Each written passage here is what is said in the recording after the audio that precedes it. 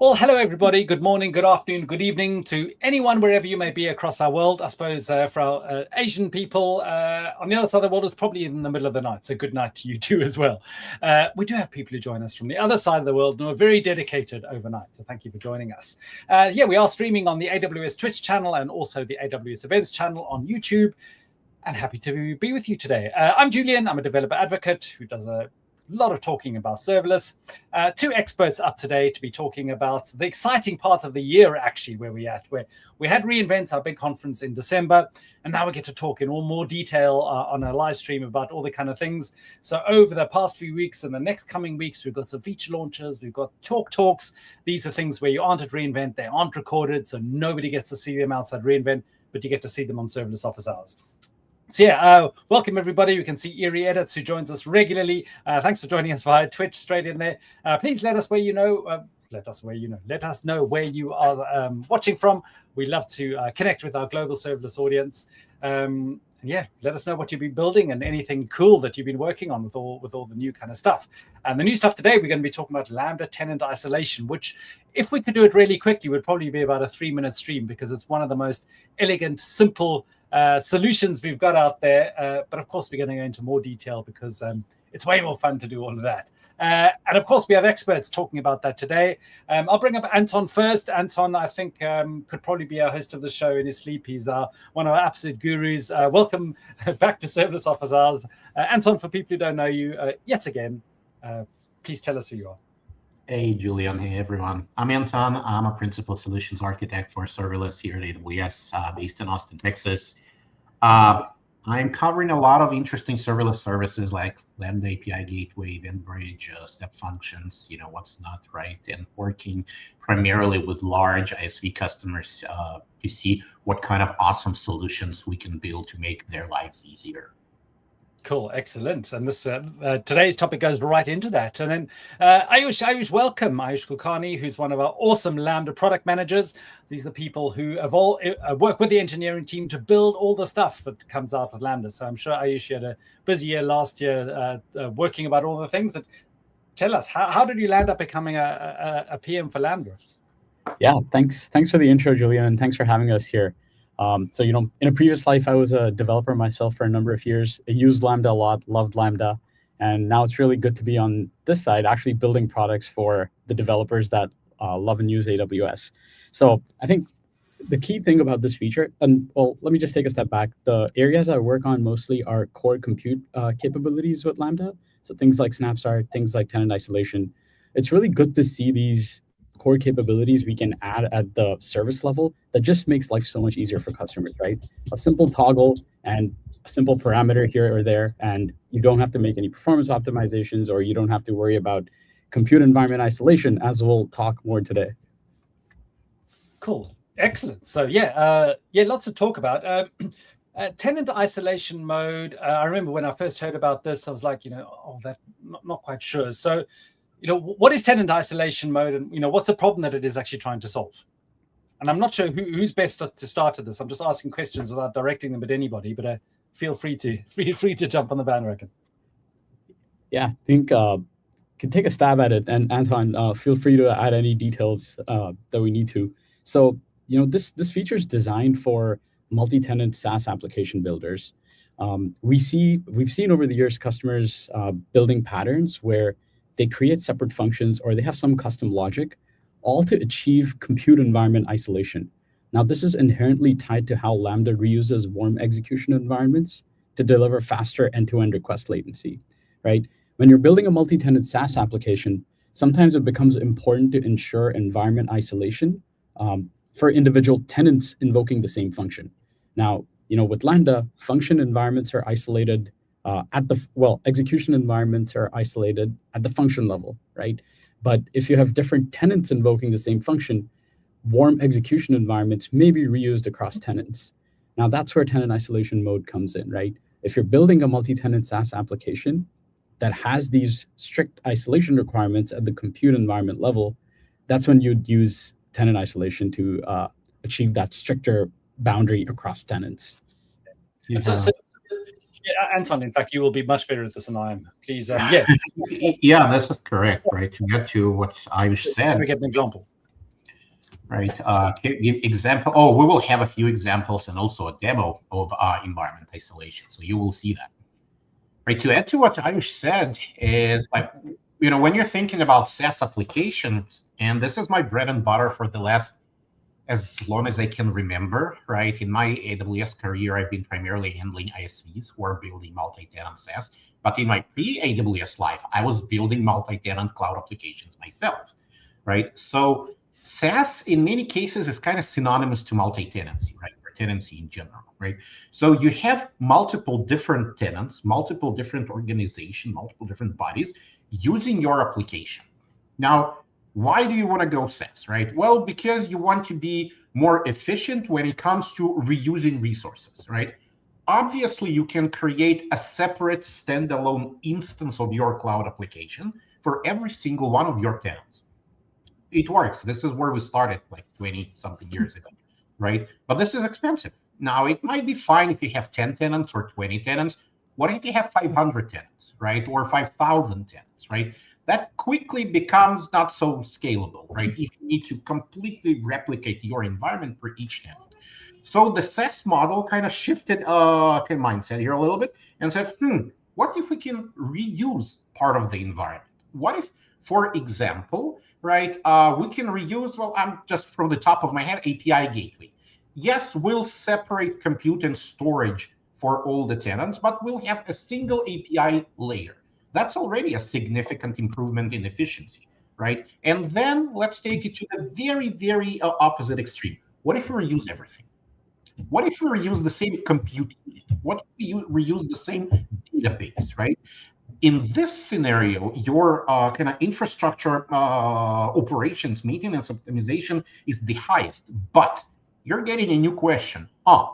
So we're reusing this database, right? Or we're reusing this compute unit, but now it's being consumed by different tenants, right? Different companies who might be competing, right? I had a very interesting scenario where, I had a customer and their tenants were governments of countries which are not exactly the friendliest, right? So how do you actually achieve that isolation, right? So you still want to balance between highest degree of reusing, right? But also highest degree of security and actually isolating across tenants.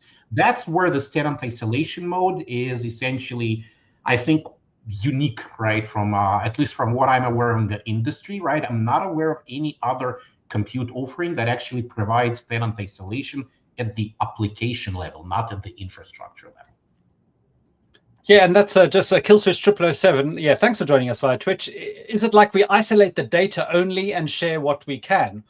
I think the thinking is you can now have some architectural choices to decide about, I'll bring that up again, to decide about what you do share and what you don't share. So a good example that Anton talks about is like API gateway, or in fact, if you think of API gateway sort of as a network proxy or as a router at some level, ultimately, if you are sharing the same network connectivity between even different governments or different companies who are even competing, that data is encrypted. It's going to be pretty much physically impossible for one tenant to be able to see each other's data. Think of that then on the database layer. So maybe you've got a read from a database, and if you have all of your customers in one single database, sure, generally you're not going to be able to read other people's data if you write your application correctly. But if somebody goes and writes some missing code and has a customer ID that gets missed, or you type a customer ID yourself or your name in and you get something from a database, maybe you're going to get somebody else's data. That's not good. That's not good. And so things like you can have conditional access for databases to say, I have an IAM role that's dynamically generated. So regardless of what my customer types, regardless of what my operators type, regardless of what anybody types, I can only ever get that data from that particular database. So you move it now forward into the compute kind of thing. And one of the powers of Lambda is this execution environment reuse, because it's efficient, and it's efficient for us, because if we had to spin up a new micro VM for every single request for 400,000 trillions that are happening all over the world every single month, that'll bankrupt us, but it'll bankrupt you because you wouldn't be able to use Lambda, so it just wouldn't make sense. And so the reuse of Lambda execution environments is all about an efficiency thing. You get a cold start that happens once, and then subsequent warm starts is using that. And generally, that can all be fine. However, there's some cool things with Lambda that you can do, that you can save some data to temp, for example. So save some data for temp, sure. You can create code to be 100% sure that if you had to write something from temp from country A, and then country B can never read from that, but mistakes can be made, things can be weird, things can happen with that as well. There's another example of maybe environment variables. So you've got an API key, or you've got something you need to store an environment variable for one customer that you don't want to store for another, or you don't want another customer to ever be able to read. And even if you write your own code, it's often trust that your customers can trust you by running on a multi-tenant thing, that even if you make mistakes, they can go, you've got some protections in place to do that. So this is why this is a super interesting thing, because it just gives you that optionality that it doesn't go. And when Anton was talking about numbers of tenants, you may think, well, okay, I'm a company and I do business. How many customers do I have? Do I have 1,000? Whatever, that kind of thing. But I mean, we've got SaaS partners who see every one of their customers as a single tenant, and so you can think of I don't know, even Atlassian, or like, every single customer of theirs is a different tenant. I mean, that could be millions of customers. And so, yeah, I had a long ramble, but I basically wanted to open it up to say, if you've got, potentially millions of tenants, what were people doing? And the one other thing is running untrusted code. So some places, some companies want customers to be able to upload their own code, and you can think even in an agentic world, or this kind of thing. And like, holy hell, do you want somebody else's code potentially clashing with your code? So yeah, so lots of kind of things. But I just wanted to ask about, because part of the way people, in fact, let's go into how did people fix this before? That's a good question, right? That's exactly the reason we came up with this, right? So let me quickly show how this problem proliferates, right? And okay, share screen, entire screen, screen 2. So yeah, once you bring that, I will bring that, but kill switch 007 just came back. So it keeps the VM alive, but in a different security context. It's a separate VM. So we will get into that, and we can explain into some of the details, because it's a micro VM that takes milliseconds to start up. But that's actually Lambda always works with VM isolation. We don't trust except for VM isolation, except for Lambda managed instances. So of course, polluting the water slightly. I can actually cover that, right? That's actually a really good question. If we're talking about isolation, you know what? Let's go to the very bottom of the stack, right? So this is one of my favorite slides to create, right? The biggest secret of serverless, Lambda and others, is there are actually hundreds of thousands of EC2 instances under the hood, right? A lot. It's just you don't see them. We as AWS, we operate them for you, but you as a customer, you never see them. So, under the hood, right, you have this huge fleet of EC2 instances, right? Those are EC2 bare metal instances on which we run Firecracker micro VMs. That's a technology to achieve VM level isolation but using virtualization. And each one of those Firecracker micro VMs essentially translates to a Lambda function execution environment where you can run function code, extensions, runtime, etc., etc. So you already have quite a high degree of isolation, right? Even before we introduced this feature, we never ever used any virtual resources across execution environments, be it the same function or different functions. Never ever resources are reused across execution environments, right? And that's not even across cut. So some people used to think, separate customers have separate sort of isolation boundaries. No, every single function. If I have two functions in my account, function A and function B, they are as isolated from an execution environment as country A and country B, or government agency, or whatever. Yeah, more individual function version level, actually. Yep. There we go. You have a single function which, because of the scale of incoming requests, has two execution environments. These two execution environments that belong to the same function are also isolated, right? Their V resources are not shared. But execution environments across different functions, to summarize this table, they don't share anything, ever, anything, okay? Maybe you put them in your account, so they share an account, but from the resources perspective that you have for the functions, nothing is ever shared. However, execution environments that belong to the same function, they're not sharing virtual resources, but they do share things like environment variables, IAM execution role, code, right? Because those are execution environments that belong to the same function, right? We need to reuse them. So why is it a problem in the SaaS world? Well, imagine so 3 lanes here, that's 3 different execution environments, and each number represents an incoming request, right? Lots of invokes processed by lots of execution environments. The thing is, in a single tenant application, this is perfectly fine. But in a multi-tenant application, these requests might be coming from different tenants. If you're using a shared Lambda function, these requests might be coming from different tenants. So you might be at a point where a single execution environment, let's say the top one, processes requests coming from different tenants, from blue tenant, from green tenant, from yellow tenant, right? You do not control which execution environment the request will go to, right? Lambda service scales them up and down automatically to accommodate your traffic. That's the beauty of serverless. Now, the thing is, now imagine you have a request coming from a blue tenant, and your developer, maybe they vibe coded, maybe they are just, accidentally introduced a bug, right? But they stored something in a global variable of that execution environment, or maybe stored something on the disk in the temp folder, right? Something tenant specific, right? They stored it in the execution environment, okay?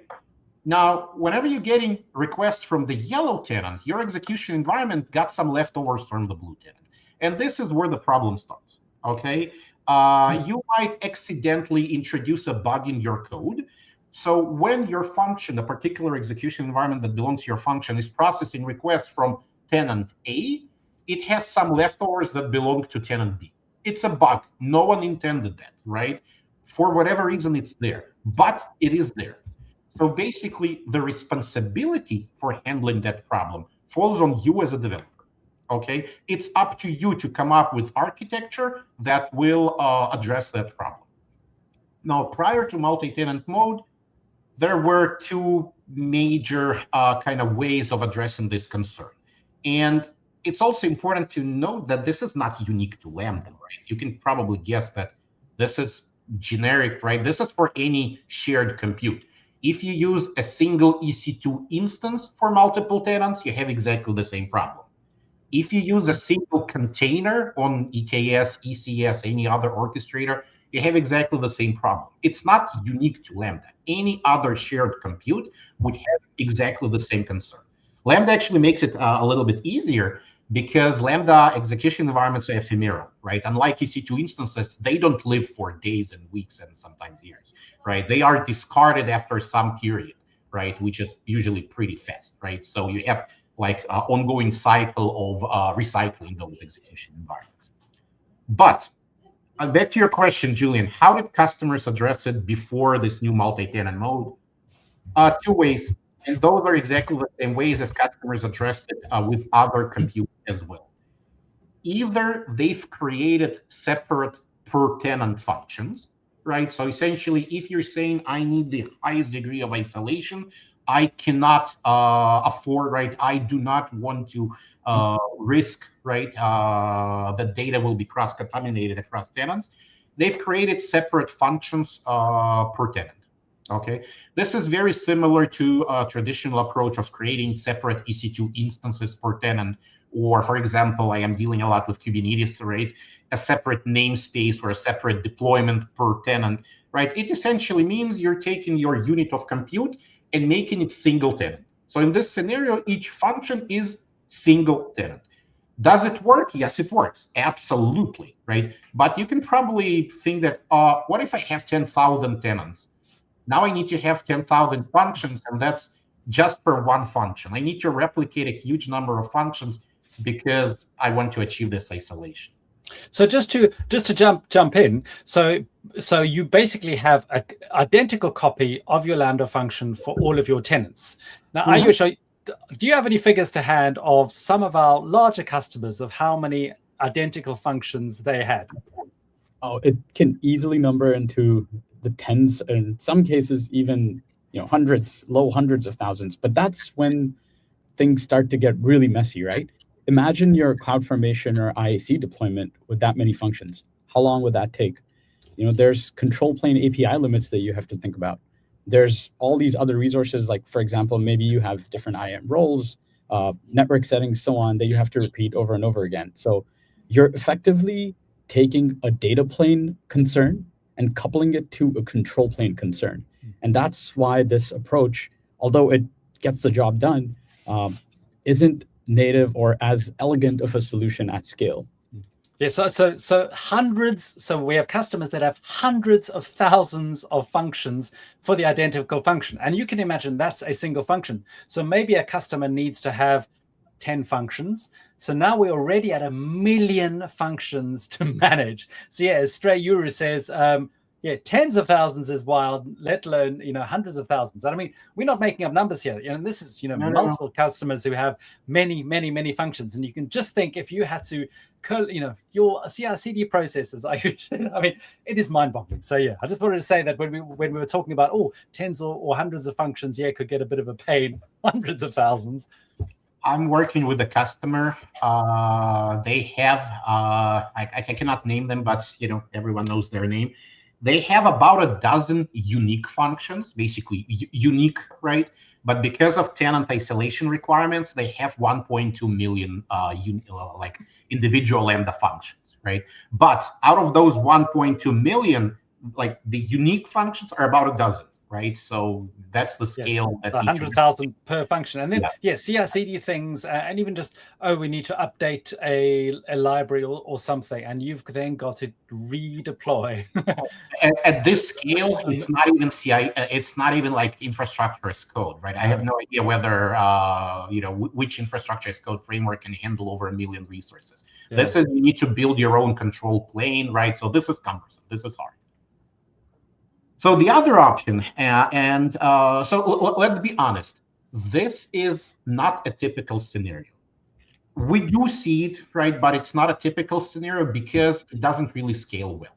So we have customers who are using this model for, they have extremely stringent security requirements, okay? They cannot just, their security teams do not allow them to go any other way, right? So it's still, Lambda is still the most efficient way to achieve that, right? Imagine managing 1.2 EC2 instances, right? Or 1.2 container, right? It's even harder, right? But still, the numbers are mind-boggling.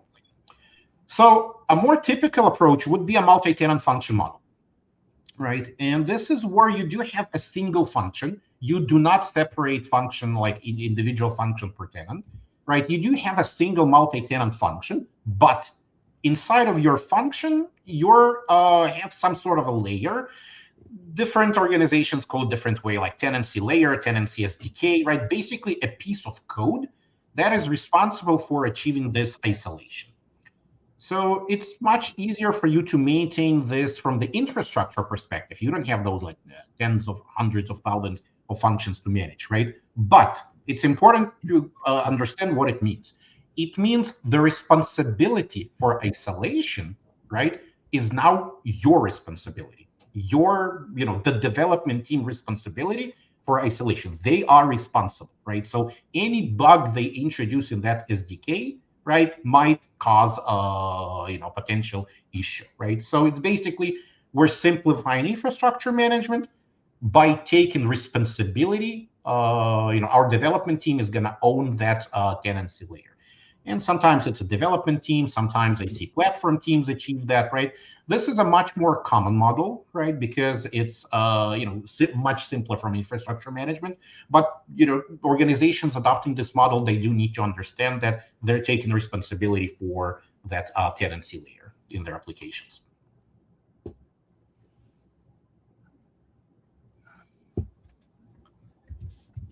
So we covered how things that was done before, and some of the things you can see at some of the scales. That's a bit of the crazy thing. So how does tenant isolation do this? questions I'm thinking of, is it just changing the deployment mechanism of Lambda? You still got the same kind of problems. How does it change the execution model internally? Let's dive into tenant isolation. I don't know if you want to do a demo quickly or you just want to do the slides. Up to you, Anton. I can do a demo. I can do a quick demo. You know what? Let's do a quick demo. Let's show it. I'm a visual person as well. Let's show it. Let's actually show it. And then we tell. All right. So let me pull a few tabs. Okay. This should look familiar to everyone. Right. So this is a function without tenant isolation enabled. Right. This is the old days, pre-tenant isolation.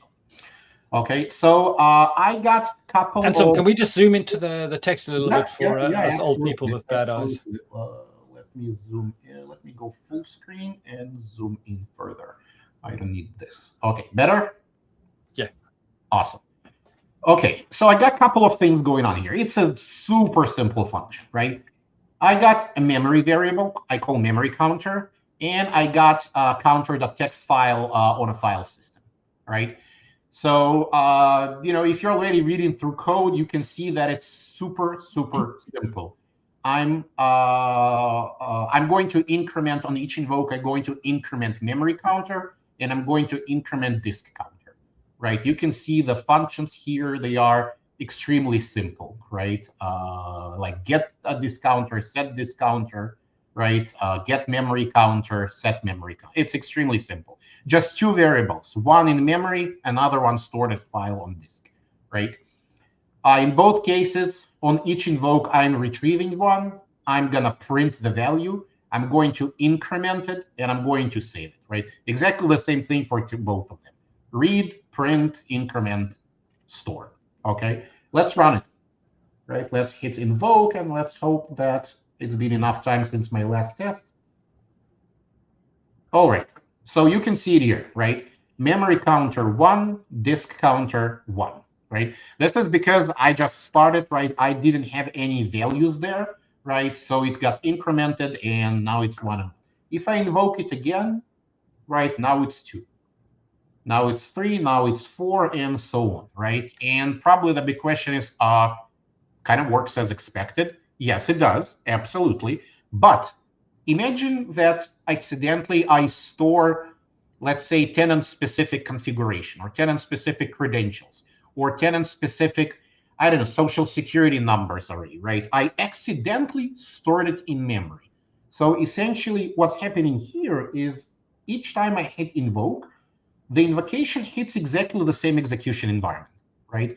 And memory and disk is reused, right? So if these requests are coming from different tenants, right, the same memory and disk values will be used across different tenants, right? So which is not necessarily good. Again, I can remediate that by separating functions per tenant, or I can write a code here saying, you know what, it's not going to be memory counter. It's going to be a dictionary of tenant ID and counter. So basically now I need to solve this problem myself as a developer. Let's see what happens if I enable tenant isolation mode. Let me pull another tab here. Okay, let me go full screen. Exactly the same code, right? No changes, no difference. Exactly the same code. But now you can see here in the test test event that there is a new property, tenant ID.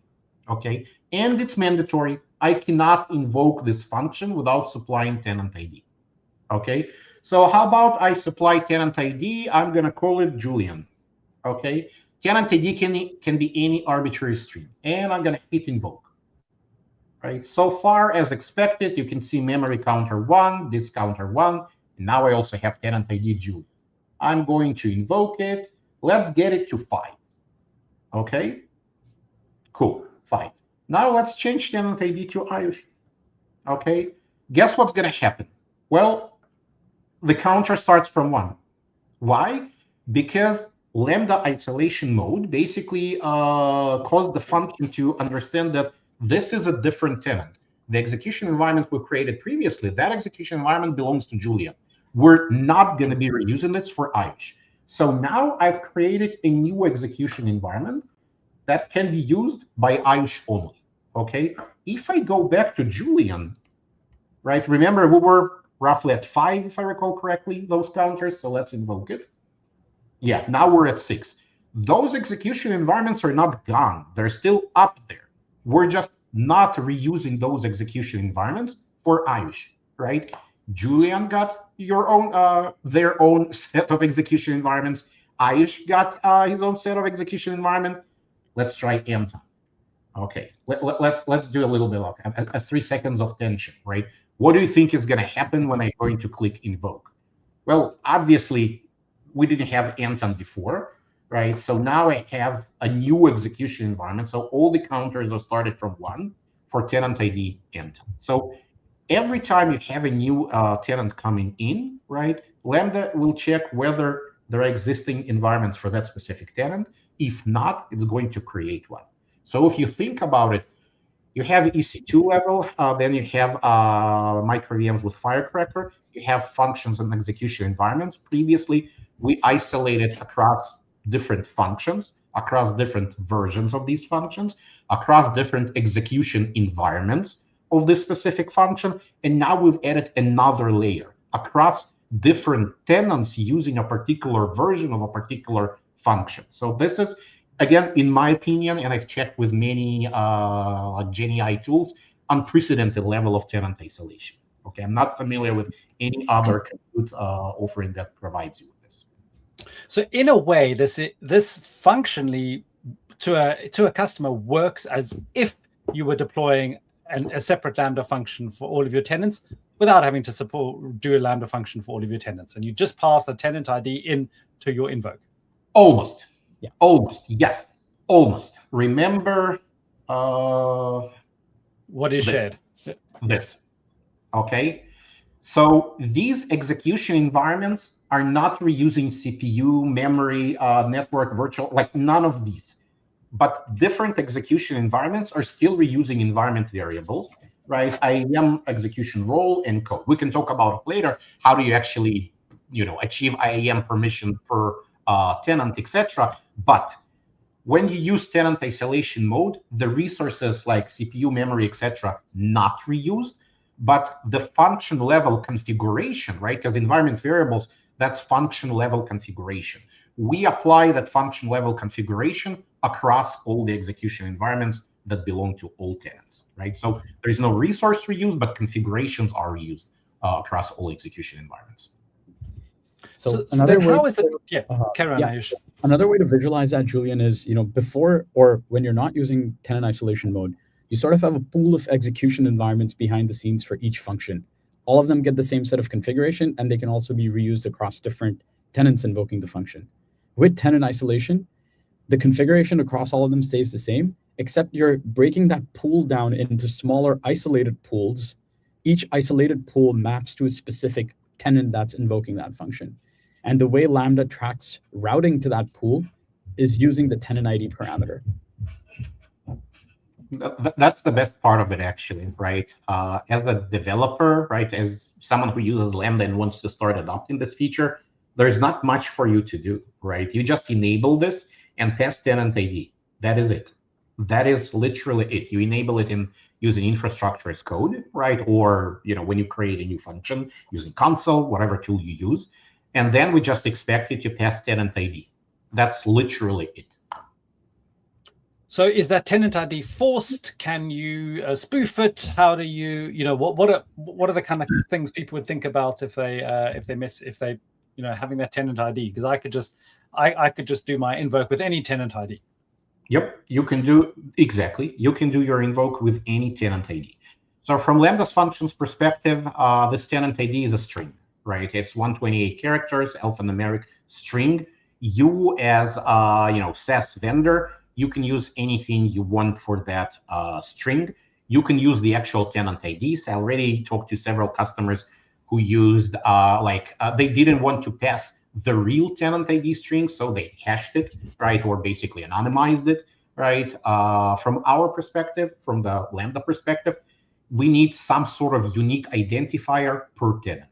Where do you get that unique identifier? Completely up to you, right? You can decide, whether you use a property. Well, we can talk about this afterwards, right? Whether you take a property from, whatever incoming request, like host name or header value, or this is something you retrieve from some sort of secret database in the authorizer and API gateway, right?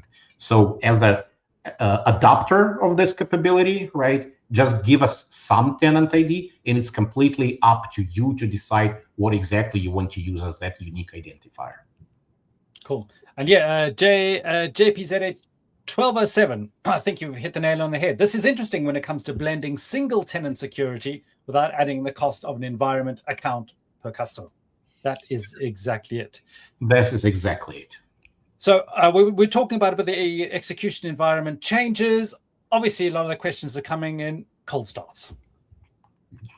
It's a valid question. Yeah. So it's a valid question, right? Like compared to a function without tenant isolation mode, by design, a function with tenant isolation mode is going to see a lower degree of reuse for execution environments. And so you'll see higher cold starts for tenants. In aggregate, you can expect a higher rate of cold starts. Now, depending on the individual traffic patterns of your tenants, that might have some variance in it as well, right? So if you have large tenants that are invoking their functions frequently, they still get the benefit of warm environment reuse, as with a regular non-tenant isolated Lambda function. But if you have tenants that are invoking their function less frequently, they'll see they're expected to see a higher rate of cold starts, right? And that's sort of how it varies from regular Lambda functions, where you can reuse the same execution environment regardless of which tenant is invoking it. So it's partly by design. Well, I shouldn't say partly by design, largely by design. So yeah, so if you've got busy functions, as with all busy functions and busy tenants, you will, this will be a small percentage of your invokes, but yes, you will have a cold start per execution environment, and whether that's a problem or whether that isn't a problem is sort of up to you. As with all cold starts, it's going to depend on languages, it's going to depend on dependencies, it's going to depend on all the things love, and query about cold starts. This just now applies to tenants. The other nuance there too is, if you compare it to most compute services, has very short cold starts. So you'd still see a net improvement depending on what other technology you're using for isolated environments. Like, if you're spinning up a VM from scratch, that typically entails longer cold starts. So, that's sort of, you get the same VM level isolation boundary through the Firecracker micro VM technology, and you get much faster cold starts than what you would see if you were leveraging something else to achieve environment isolation before this launch. Yeah, because I suppose that's for other kind of things. Sure, if you had, some EC2 instances up and running, but now if you've got tens of thousands, hundreds of thousands of EC2 instances up and running, that's just not cost effective at all. Sorry, go ahead, Anton. Yeah. Keep in mind, right? What I said a few minutes ago. This tenant ID is completely up to you to decide, right? So if you do have tenants with heavy traffic, this usually means, right, as a business, this usually means this is one of your, top customers, right, with heavy traffic, right? You might want to isolate that by providing tenant IDs, separate tenant IDs. But you might have, for example, a trial tier in your business, right? And you don't really need to have a separate execution environment for trial users, right? You want to make it a little bit simpler because your trial tenants or users, they send 5 invokes a day, right? That's going to be an overhead, right? An overkill to use this. So since you fully control tenant IDs, you can basically, whatever layer stands in front of your Lambda function, API gateway, we have some control plane, you can say that, for all the tenants on trial tier or some bronze tier, basically the basic stuff, I'm going to be using the same tenant ID across all of them. I'm going to call it shared. Okay, so I'm going to pass tenant ID as shared. This means that execution environments will be reused across these tenants, right? They will get lower cold starts, right? But they will not get the isolation. But for all the tenants on, let's say, silver, gold, platinum, enterprise, whatever, top tiers, you can actually pass their real tenant ID when you're invoking Lambda functions. Thus, you will achieve better isolation for these tenants. So this is how you can balance cold starts with when you actually need to provide this isolation as a premium feature, if you want to say so.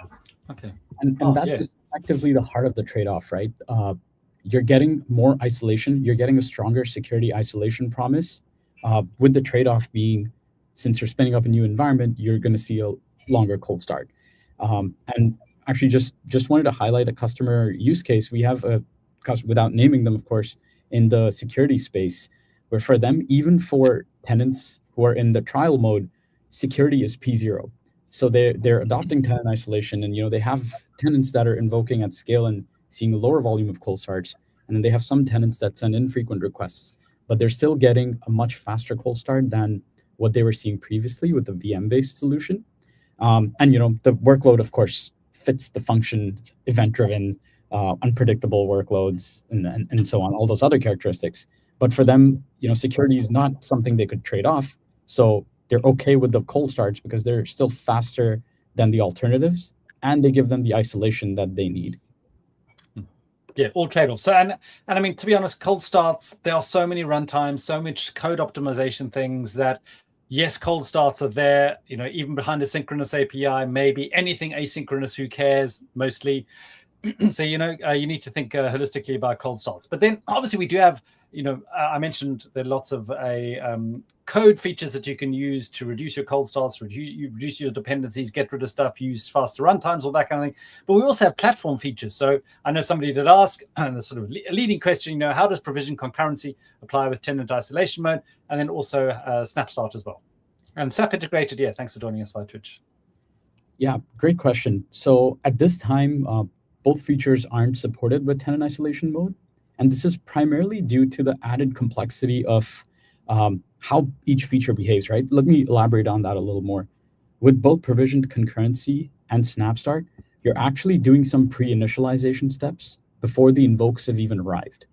With tenant isolation mode, the way requests are routed is effectively an invoke time decision, right? So let's say with provisioned concurrency, you spun up 1,000 execution environments before time. Now you as the customer might need to manage a little more about do I tear down this execution environment? Do I restart it after the tenant's invoke is done? Can I, effectively, you don't know how many requests a tenant will send ahead of time. Now, that said, our roadmap is public on GitHub. So if these are features that you're interested in, please +1 them. And, we're always happy to incorporate customer feedback and add it to our future roadmap. But just sharing some of the implementation complexities there and the customer experience nuances. Yeah. Cool. I do want to get onto integrations, but just to get Stray Yuru, yeah, thanks for joining us via Twitch. Could you force a specific tenant onto a specific Lambda version? And my answer would be yes, you would always be routing onto a specific Lambda version because it's the same as a normal invoke. I know, Anton, is there anything else you'd add on that? So if I understand the question correctly, what if you want most of your tenants to go to version A, but there's a specific tenant that needs to go to version B, or maybe even a different function, right? So you can achieve this routing, okay, but it's not natively with this feature, right? You would have something like API gateway or some control layer in front of you, right? Each Lambda function and Lambda version has their ARN, right? You can even create an alias that points to a particular version and then change that alias to point to a different version. So you can have tenant-specific routing, right? It's just not in Lambda, not in the Lambda service. It's the layer in front of it. Cool, perfect. Well, I mean, while we're on API gateway, that's obviously the entry point to lots of Lambda functions, specifically web apps and all that kind of thing. So I would think there are a lot of options there of manipulating and handling your tenant ID. So yeah, talk us through the API gateway integrations then. Well, that's a good question, right? Because we actually started with how do we streamline this for API gateway. The reason is API gateway is hugely popular for various SaaS scenarios, right? When you have API invocations. Now, let's be technical, right? Let me get to that slide. Let me show you, and I will actually show you this one, right? By the way, these slides, and we have a reInvent session recording. It's all available on public internet. I think we're gonna share the link towards the end of the session. So all of this is publicly available. The way it works, right? Remember the previous slide. You need to pass the tenant identifier to a Lambda service, right? You do it if you look at the wire protocol, right? Not even SDK or CLI under the one layer below. You do it by providing x dash amz dash tenant dash ID header, right? This is how you pass that value into the Lambda service, right? Now, where is this value coming from? Well, first of all, right, we've added support for this to all the SDKs and CLIs. So if you use our SDKs or CLI, right, you can invoke Lambda with tenant isolation mode enabled right away. Just use the latest version, the one we released, launched after reInvent or later, right? However, right, that header might be coming from different places, right? So what if I'm not using a CLI or SDK? What if I want to forward requests, from API gateway? And this is where the flexibility of API gateway comes in, right? So essentially, you can take any of the values that you see here, and I'll go into details. Any HTTP header, any query param, path param, domain name, domain prefix, any value from authorizer like JWT, like account, name it. Anything that you have on the request, any of these values, and you can use them as the value of this XAMZ. Oh, I'm using mouse pointer on a wrong screen. And you can use any of these as the value for Amazon Tenant ID, right? So to show you an example, right, this is how you achieve it. So this is a CDK example, and I'll show you the code in a moment, right, including a quick demo. So this is a CDK configuration. I'm creating a Lambda integration. And basically, I'm saying that request parameters, integration request, that's a request from API gateway to Lambda, from API gateway to Lambda service, right? Integration request header XAMZ tenant ID, and I need to provide some value. And these are various options for where this value might be coming from. For example, method request, that's the incoming request to API gateway. Some header, some parameter from query, path parameter, JSON path expression if your body is a JSON object, right? Authorizer principal ID, right? Authorizer, any custom property. This one is extremely powerful. You can return any custom property from your authorizer, like I said before, right? And you can use it as your tenant identifier. So with this, like 5 lines, 3 lines of text configuration, you're basically saying, I want to grab a value from whatever the origin is, and I want to use it as tenant ID, right? To show you some code, right? Let me quickly switch to Kiro, right? So this is, and once again, this is a sample we got on GitHub, right? Here. So you can see here that Lambda integration, API gateway integration, take tenant ID property returned by the authorizer and use it as XMZ tenant ID header value when invoking the downstream Lambda function. This is it. This is where I'm saying whatever authorizer returned as tenant ID, I want to use it as the header value when I'm making requests to Lambda. And if I show you the authorizer code, right, I'm sending JWT here, plain JOT, right? And then in my response, I'm extracting tenant ID from claims. You can see it here, right? So extracting tenant ID from JWT claims after I'm actually verifying the token, obviously. And this is my authorizer response.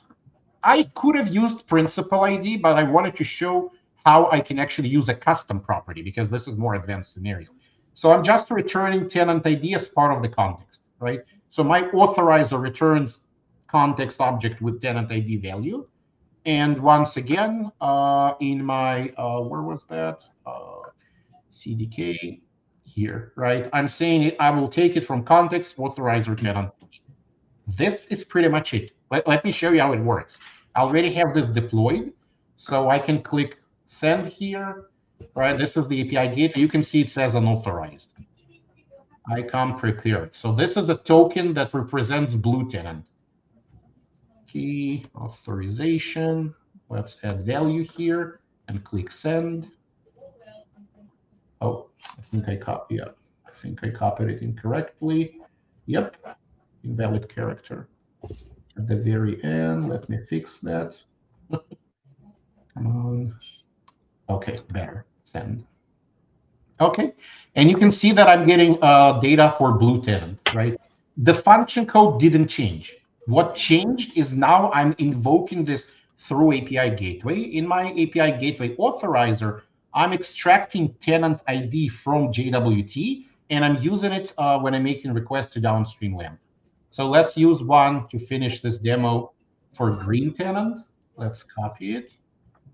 Let's replace it. Okay, let's set. Blue tenant is at 10, right? Keep that in mind. Green tenant should start with 1. And as expected, green tenant starts with 1, right? So this is how you achieve this through API gateway, and you're getting all the benefits of API gateway, right? You got authorization, you got usage plan, you got audit, all the like MTLS if you need it. All the benefits of API gateway, right, are now combined with tenant isolation mode. So with this combination, you're essentially also getting noisy neighbor problem tackled, right? Because you can have usage plans implemented in API gateway, right? And now you don't have any excessive traffic going to one of the particular tenants in your function. Cool, love it. Yeah, we've got lots of questions coming in about different integrations, and we've got to cover pricing and observability and concurrency, probably in the reverse order. But yes, is this tenant ID available via API gateway only? No, you can do anything via the SDK. But is it available when using event source mappings? So as of today, no. The answer is no, right? It's available. Not just API gateway, right? Anything that can send HTTP header with that value to Lambda, anything works, right? Just ESMs, they don't know how to do it yet, okay? So we're actually working, I got a work stream going on to illustrate how you can achieve this with ESMs like SQS, for example, or how you can do it with EventBridge. The overall idea is you need to have another Lambda in between, like a router that extracts, let's say you have it as part of your SQS message, right, that extracts it from SQS and then sends this as a header, right? We're planning to publish this pattern on Serverless Lambda, but as of today, there is no like native, let's call it native integration for ESMs, right? Yet. Cool. Yeah. Excellent.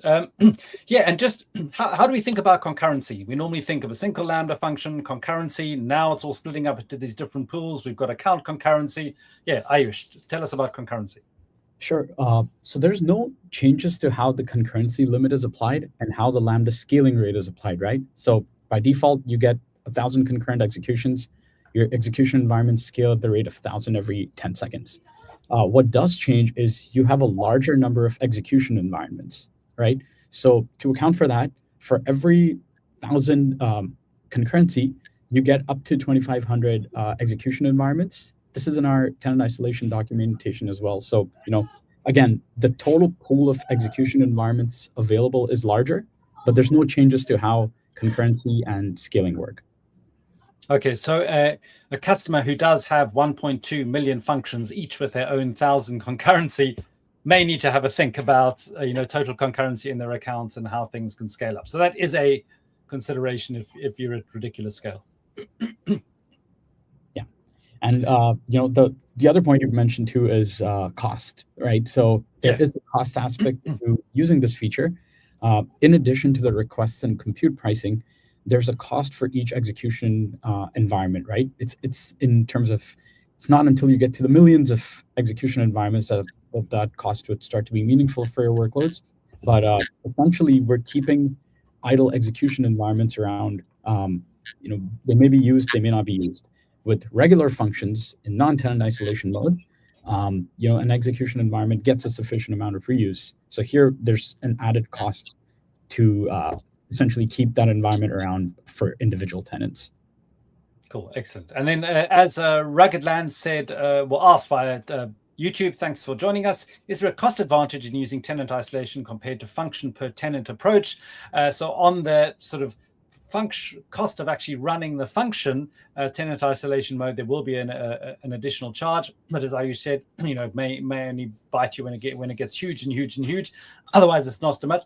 But think of the operation. So that is the big saving. If you are deploying 1,000 or 10,000 functions, think the operational overhead that you just take away by enabling something and sending a tenant ID, which can be dynamic as well. Yeah. Because with Lambda, you always pay per like millisecond duration, number of requests, right? So, it's either one function or multiple functions, right? So think about cold starts and think about how simpler your operation story is going to be. Okay, cool. Observability. I'm sure there must be other ways to find the tenant ID and things like that. What's new in observability for this? Oh, we forgot about observability. That's like one of my favorite topics. It's actually as simple as invocation, right? If you know how Lambda works from the observability perspective, each function creates a CloudWatch logs group, right? And each execution environment creates a log stream within that log group, okay? So with this new capability, what it actually means is you still have log group representing function and log stream representing each execution environment. But now, since a single execution environment represents a single tenant, all of your log streams are also single tenant, right? Moreover, we highly recommend you use JSON formatted like structured logging, and that's actually the default, right, that we have when multi-tenant mode enabled. We're going to automatically inject tenant ID into the logs, right? So you don't need to do it manually. Whenever you use like console log or Power Tools or whatever tool you use for logging, we will inject tenant ID automatically. So when you're querying those logs, you can actually easily filter either on a particular tenant or the whole function. Completely up to you. Cool. Yeah, I hadn't actually thought of that as well, having separate log streams per tenant, and you could probably even do some funky billing things to work things out per your tenant. There could be a whole bunch of cool stuff to do. So tenant ID is available to your function. It becomes the part of the context object that you receive during the invocation. I already have customers who are emitting custom tenant-specific business metrics. So they're grabbing the tenant ID from the context object. They're using Power Tools. They're creating a metric dimension called tenant ID with that value. And now they're emitting business metrics from their functions. And those business metrics are distributed according to tenants, right? So it's a per tenant business metric. So they're using it for some interesting use cases. Cool, excellent. And our awesome producer, Jeff, who's working hard behind the scenes, has posted on YouTube and Twitch. This is the blog which announced everything, which Anton and Ayush wrote. So this is a great primer for that as well. There is there is a reInvent recording on YouTube as well, which is going through all tenant isolation as well. And then all the resources on Anton's GitHub for all the resources for that reInvent talk and all the stuff we're talking about over here. So you can play with it as well. Have we missed anything? We've probably got 30 seconds. Have we missed anything to talk about? It goes quickly, doesn't it?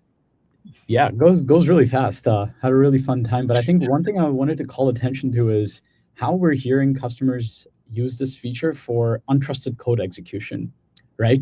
That's because think about the example that Anton showed earlier with the custom SDK.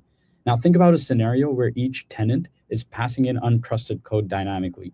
Managing that SDK and covering the surface area of bugs possible with code that's supplied on the fly gets incredibly hard, really fast. And so, with either LLM generated code or user supplied code, these types of use cases are proliferating, right? No surprise with all the advances in LLM code generation capabilities. And so be it security, be it dynamic workflows that are executing on the fly generated instructions, or helper functions that customers have created that tie into these workflow engines. These are all potential use cases where you could leverage tenant isolation. Perfect. Well, yeah, I think there's so many cool use cases, reasons not to. We didn't even get onto the cool kind of things. You can also create IAM policies with a tenant ID and then pass it to database access and all, way dynamic, from JWT, grab your tokens, create IAM policies that are separate for database access. Woohoo, cool stuff. Lots of the cool things you can do. But our time is up. Thank you, Ayush and Anton. Really appreciate you diving into the details with some cool demos. And we'll be back next week for Serverless Office Hours, where we're talking about new things, more things that have been coming out. So yeah, join us same time, same place next week. Thank you, everybody. Bye-bye.